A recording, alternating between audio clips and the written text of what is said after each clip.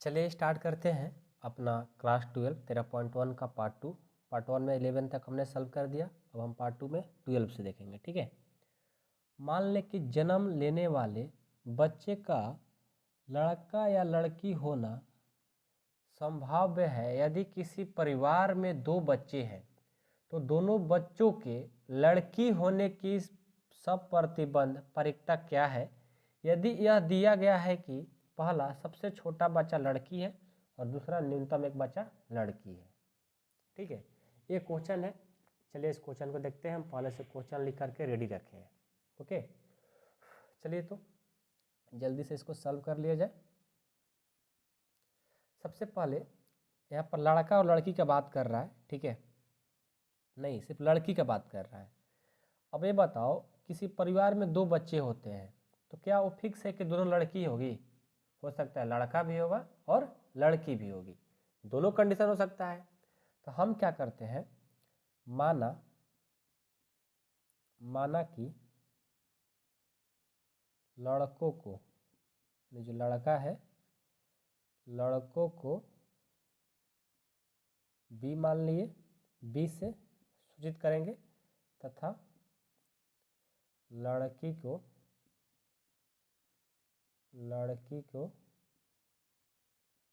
जी से प्रतिदर्शित करते हैं। ठीक है, बी से बॉय और जी से गर्ल। ठीक है, अब क्या हुआ कि किसी परिवार में, कुल समष्टि कैसे नोट करते हैं, कोई परिवार है, उस परिवार में दो बच्चे होते हैं तो ऐसा हो सकता है कि दोनों लड़का होगा यानी दोनों बॉय होगा। हो सकता है एगो लड़का होगा एगो लड़की होगी। हो सकता है कि एगो लड़की होगी एगो लड़का होगा। हो सकता है दोनों लड़की होगी। यही कंडीशन हो सकता है, इतना ही। ठीक है, तो हमने लिख लिया सब, जितना भी कंडीशन बन सकता है वह हम लिख लिए। अब यहाँ पर कंडीशन है कि दोनों बच्चा लड़की है। कहाँ जी, देखो दोनों बच्चा लड़की होने की सब प्रतिबंध परिकता क्या होगी। तो हम इसको दोनों बच्चा लड़की होने के लिए उसको ई से डिनोट कर लेते हैं। इसमें दो क्वेश्चन है। ठीक है, तो पहला जो बोला है कि दोनों बच्चा लड़की है, ई कंडीशन में दोनों बच्चा लड़की है तो दोनों बच्चा लड़की क्या होगी, ई का वैल्यू क्या हो जाएगा, दोनों बच्चा लड़की यानी जी। और इसमें फर्स्ट क्वेश्चन है कि सबसे छोटा बच्चा क्या है, लड़की है, सबसे छोटा बच्चा लड़की है। एफ जो कंडीशन बन रहा है, सबसे छोटा बच्चा क्या है, लड़की है। सबसे छोटा बच्चा क्या है, लड़की है। तो कौन होगा, ये देखो बड़ा तो लड़का हो गया, ये बड़ा हो गया लड़का, बाद में आएगी तो लड़की होगी। तो एगो एक कंडीशन होगा क्योंकि ये इसके बाद ये छोटा हो गया ना, तो छोटा बच्चा लड़की है। उसके बाद एक ये होगा, दोनों लड़की के लिए मान लो भी लड़की है छोटा पा, तो ये भी आ जाएगा जी, क्योंकि पहले जो आता है वो बड़ा होता है, बाद में आता है छोटा होता है। तो क्या बोला कि सबसे छोटा बच्चा लड़की, ये छोटा में आ रहा है और ये छोटा में आ रहा है, तो ये सब ले लिए।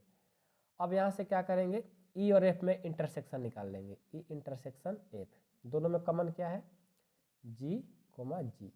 ठीक है, अब क्या करेंगे, हमें क्या निकालना है, हमें तो निकालना है पी ई बाई एफ। इसका जो फार्मूला होता है ये होता है P E intersection F by P F. यानी यहाँ से हमें क्या निकालना होगा, पी ई इंटरसेक्शन एफ निकालना होगा, probability of E intersection F. तो इसका संख्या कितना है, एक है, और टोटल संख्या कितना बन रहा है, 1 2 3 4, तो 1/4 हो गया। तो पी ई इंटरसेक्शन एफ का वैल्यू 1/4 आ गया। और पी एफ का वैल्यू, पी एफ कहाँ है, यहाँ पर, तो यहाँ पर हम पी एफ भी निकाल लेंगे, प्रोबेबिलिटी ऑफ एफ। इसका संख्या कितना बन रहा है, 2, और टोटल संख्या कितना है, 4, तो ये आ गया 2/4। तो पहला गुना चौथा, दूसरा गुना तीसरा, था 1 गुना 4, 4 गुना 2, कटा दो, यह जाएगा 1/2, 1/2 होगा आपका आंसर। ठीक है, सबसे छोटा बच्चा लड़की कितना, 1/2। अब दूसरा क्वेश्चन है कि न्यूनतम एक बच्चा लड़की है। तो देखो दूसरा को सॉल्व करते हैं। ई तो पहले मान लेंगे कि दोनों बच्चा लड़का हो, क्यों, क्योंकि हमें पता नहीं है ना। एक बार हम क्या लिए, दोनों बच्चा लड़की होकर देखे तो ए आया। अब दोनों बच्चा लड़का पर देखेंगे, अब दोनों बच्चा लड़का हो, क्योंकि हमें पता नहीं है, दोनों कंडीशन पर काम करेंगे। दोनों बच्चा लड़का हो तो कितना हो जाएगा, दोनों बच्चा लड़का के लिए कितना, बी एक है सिर्फ, ये हो गया। ठीक है। और दूसरा है कि न्यूनतम एक बच्चा लड़की है, न्यूनतम एक बच्चा लड़की है, तो इसको एफ मान लो। न्यूनतम एक बच्चा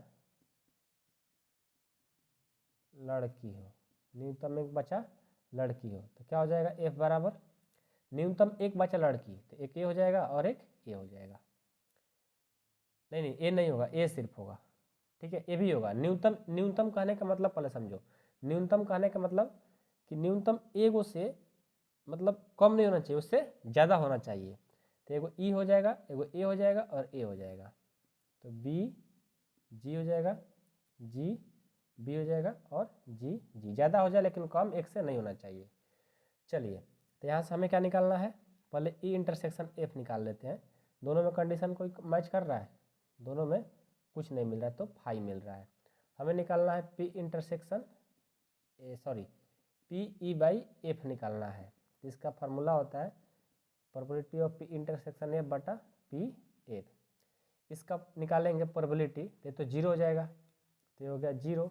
अब पी एफ कितना हो जाएगा, 3 ना, कितना पी एफ का हो जाएगा, यहाँ से पी एफ निकालेंगे प्रोबेबिलिटी ऑफ एफ, तो 3/4 हो जाएगा, ये हो गया 3/4। यानी जीरो में किसी भी संख्या से भाग देंगे क्या आएगा, वो जीरो ही आएगा, जीरो ही आएगा ना।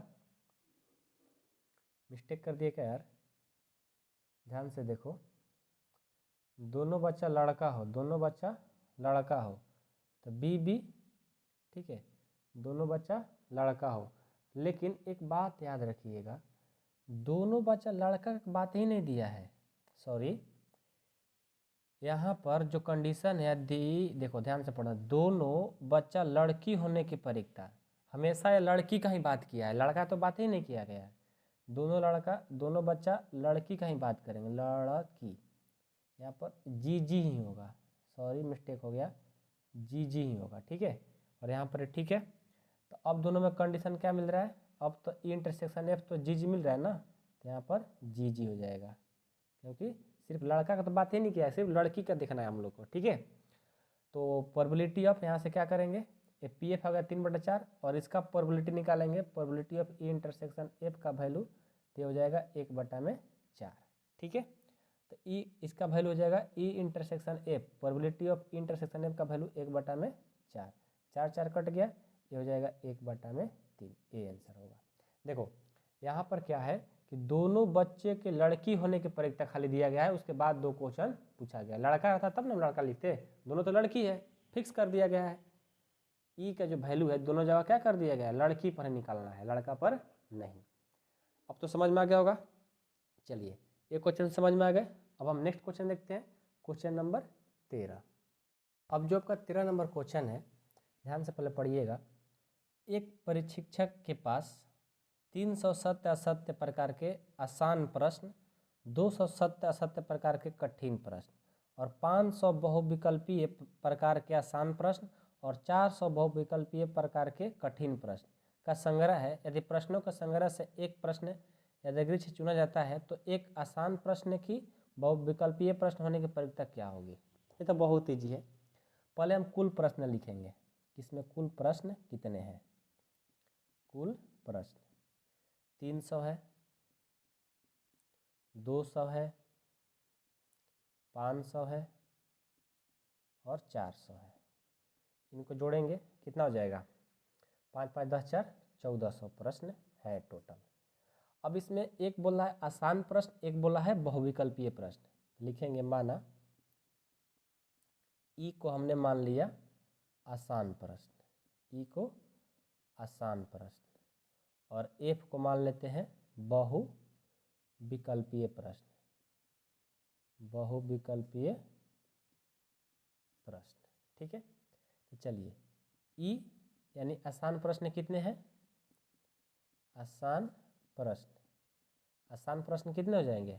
देखो आसान प्रश्न जो है, एक परीक्षक के पास 300 सत्य प्रकार के आसान प्रश्न, 300 आसान यहाँ है और 500 विकल्पीय प्रकार के आसान प्रश्न, 300 और 500, तो ये हो गया 300 और प्लस 500 यानी 800 आसान प्रश्न। अब एफ को बहुविकल्पीय ले लो, बहुविकल्पीय प्रश्न कितने हो जाएंगे? बहुविकल्पीय प्रश्न कितने हैं? 500 बहुविकल्पीय प्रश्न, मतलब ये भी आएंगे बहुविकल्पीय में, तभी आएगा, आसान हो चाहे कठिन उससे मतलब नहीं है। 500 बहुविकल्पीय प्रश्न और 400 बहुविकल्पीय प्रकार के कठिन प्रश्न, ये दोनों आएंगे क्योंकि बहुविकल्पीय का है ना, तो दोनों आ जाएंगे। अब आप कहेंगे कि सर ये तो 500 हम लोग ले लिए थे आसान प्रश्न में, उससे कोई मतलब नहीं है, दोनों में काम कर रहा है, ठीक है, आसान में भी और बहुविकल्पीय में भी। तो इतना हो गया, हमें इसमें से निकालेंगे पहले ई इंटरसेक्शन एफ, दोनों में कॉमन क्या है? तो 500 जो है दोनों के लिए है, आसान के लिए भी है और बहुविकल्पीय के लिए है, तो ये आ गया 500। तो हम पहले क्या करते हैं, इसको निकालेंगे पी ई बाई एफ निकालेंगे, इसका फार्मूला होता है P E intersection F by P F. हमें चाहिए और ए चाहिए, क्या करेंगे यहाँ से हम निकाल लेंगे पी ई इंटरसेक्शन एफ, क्या हो जाएगा? ये दिया है 500, तो हो जाएगा 500 अब बाटा में ई इंटरसेक्शन ए, क्या हो जाएगा? एन एस ना, एन एस का वैल्यू कितना दिया टोटल? 1400, तो 500 बटा 1400। उसके बाद पी एफ चाहिए, तो यहाँ से पी एफ में निकाल सकते हैं आप, पी एफ कितना हो जाएगा? 900 और बाटा में 1400, भर दीजिए 500 बटा 1400 और 900 बटा 1400, कट गया 2 0 0 5 बटा 9 आपका आंसर हो गया। बहुत ईजी था ये तो, बहुत ईजी, ठीक है। चलिए अब नेक्स्ट क्वेश्चन देखते हैं, क्वेश्चन नंबर 14। क्वेश्चन नंबर 14 है, ये भी बहुत ईजी है, ध्यान से देखिएगा। यह दिया गया है कि दो पासे को फेंकने पर प्राप्त संख्या भिन्न भिन्न है, दोनों संख्याओं का योग 4 होने की प्रक्रिया ज्ञात कीजिए। देखिए सबसे पहले लिखेंगे जब दो पासों को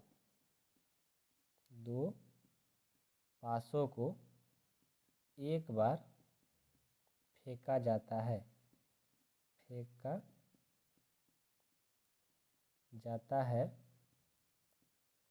तो प्रतिदर्शी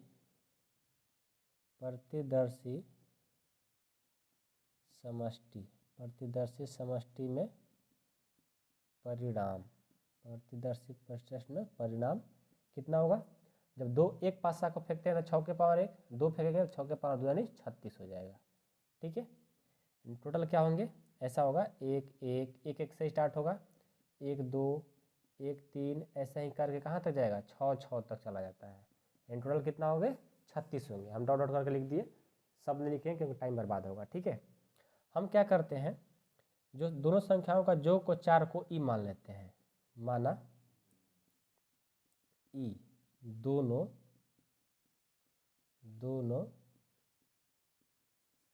संख्याओं का योग जो है कितना है? 4 है। और एफ को क्या कर ले, एफ जो है दो पासों को फेंकने पर प्राप्त संख्या भिन्न भिन्न है, यानी एफ को हम मान लेते हैं दोनों पासों पर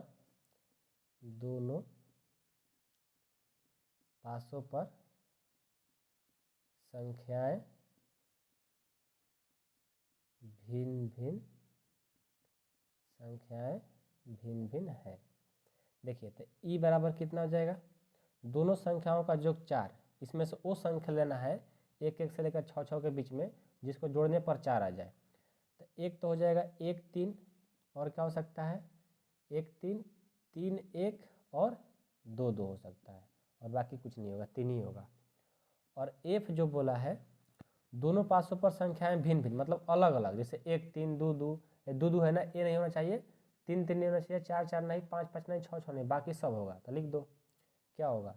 1 2 हो सकता है, 1 3 1 4 1 5 1 6 2 1 2 1 होगा, 2 2 नहीं होगा, 2 3 होगा, 2 4 होगा, 2 5 होगा, 2 6 होगा, फिर 3 1 होगा, फिर 3 2 होगा, फिर 3 3 नहीं होगा, 3 4 होगा, फिर 3 5 होगा, फिर 3 6 होगा, फिर 4 1 होगा, 4 2 होगा, 4 3 होगा, 4 4 नहीं होगा, 4 5 होगा, 4 6 होगा, फिर 5 1 होगा, 5 2 होगा, 5 3 होगा, 5 4 होगा, 5 5 नहीं होगा, 5 6 होगा, फिर 6 1 होगा, फिर 6 2 होगा, फिर 6 3 होगा, फिर 6 4 होगा, फिर 6 5 होगा, 6 6 नहीं होगा। इतना होंगे जो कि अलग अलग भिन्न भिन्न है। तो यहाँ से कॉमन क्या मिल रहा है, ई इंटरसेक्शन एफ, इसमें से कॉमन क्या मिल रहा है, 1 3 मिलेगा, 3 1 मिलेगा, 1 3 3 1। तो इसका पहले प्रोबेबिलिटी निकाल लेते हैं। तो क्या हो जाएगा, टोटल संख्या कितना है, 2 है ना, 2, इसमें टोटल संख्या कितना है 36। तो 2 बटा में 36 यानी 1 बटा में 18 हो गया। उसके बाद हमें पी एफ चाहिए।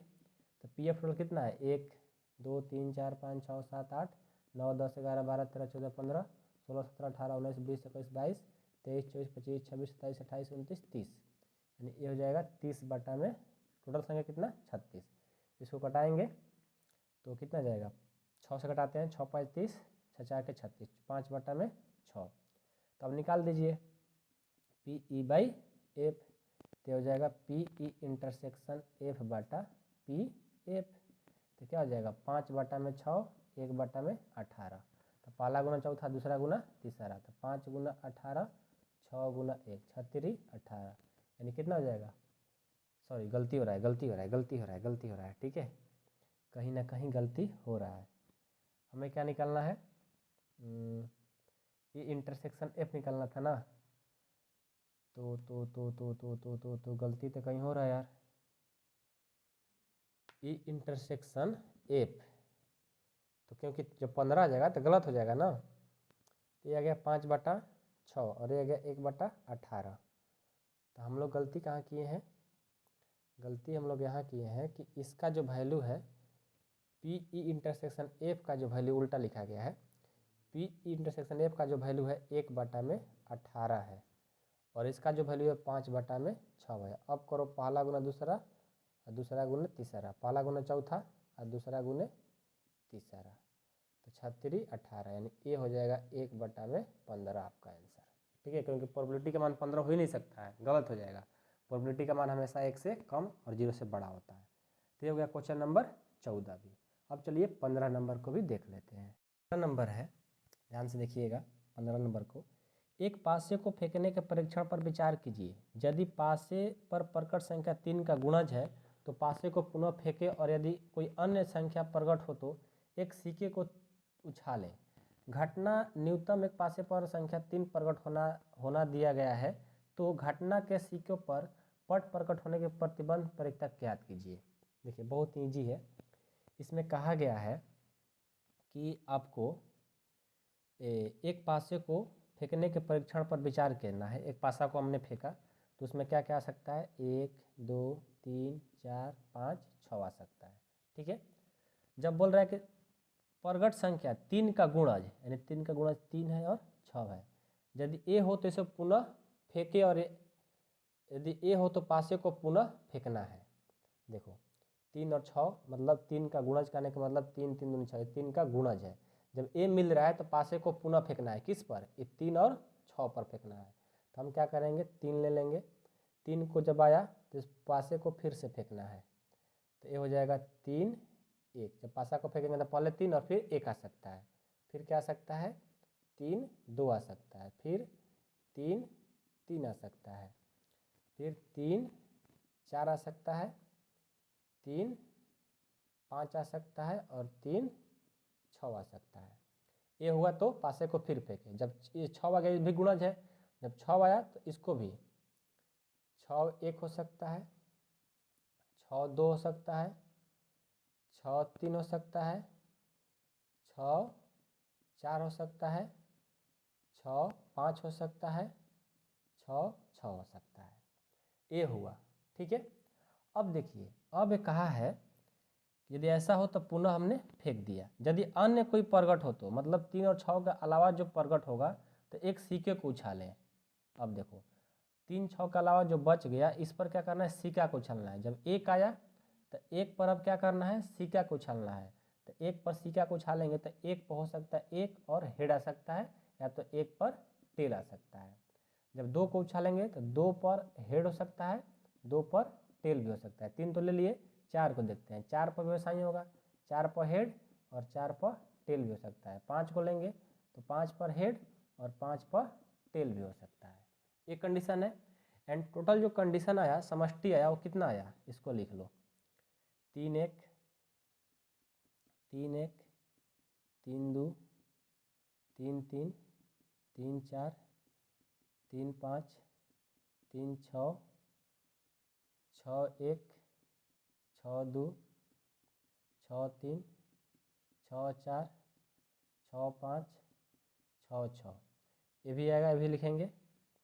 1 पर एच, 1 पर टी, फिर 2 पर एच, 2 पर टी, फिर 3 पर नहीं, 4 पर एच, 4 पर टी, फिर 5 पर एच, फिर 5 पर टी। ये इतना समष्टि बना। ठीक है, अब क्या करेंगे, हम लिखेंगे कि माना ई जो है, ठीक है, सीके पर पट प्राप्त हो उसको लेंगे। सीका पर जो पट प्राप्त हो रहा है ना, कह रहा है आपसे, देखिए बोल रहा है तो घटना सीके पर पट प्रकट होने की प्रतिबंध की प्रयोक्ता ज्ञात करना है। तो देखो लिखेंगे ई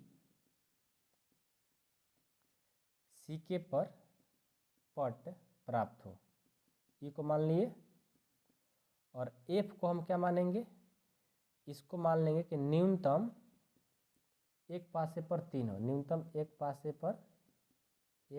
पर क्या हो, 3 हो। यहाँ पर देखो लिखा है, घटना न्यूनतम एक पासे पर 3 प्रकट होना था हो, और साथ में घटना सीके पर पट प्रकट हो, तो दोनों हमने इसको एफ मान लिया। तो अब देखो, तो बोल रहा है सीके पर पट प्राप्त हो, पट वाला कौन कौन है, पट वाला टी बोलते हैं।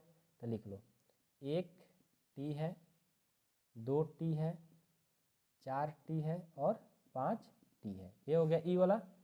और एफ वाला देखो, एफ क्या बोला, न्यूनतम एक पासे पर 3 हो, न्यूनतम मतलब 1, लेकिन उससे कम नहीं, ज़्यादा वाला हो जाए कल चलेगा। तो 3 1 3 1 3 2 3 3 3 4 3 5 3 6 और 6 3। 1 या 1 से अधिक होना चाहिए, लेकिन कम नहीं होना चाहिए, वो हमने ले लिया। अब चलिए यहाँ से दोनों में इंटरसेक्शन क्या मिल रहा है, ए इंटरसेक्शन एफ, दोनों में कॉमन कुछ नहीं तो फाई मिल रहा है। हम निकालेंगे, हमें निकालना है पी ई इंटरसेक्शन एफ, तो इसका पी ई बाई एफ निकालना है। तो इसका फार्मूला होता है P intersection F by P F होता है। तो पी एफ भी निकालेंगे, तो पी एफ निकालेंगे तो कितना हो जाएगा, 1 2 3 4 5 6 7, 7 बटा में कितना 36। ठीक है, तो 7 बटा में 36 हो गया।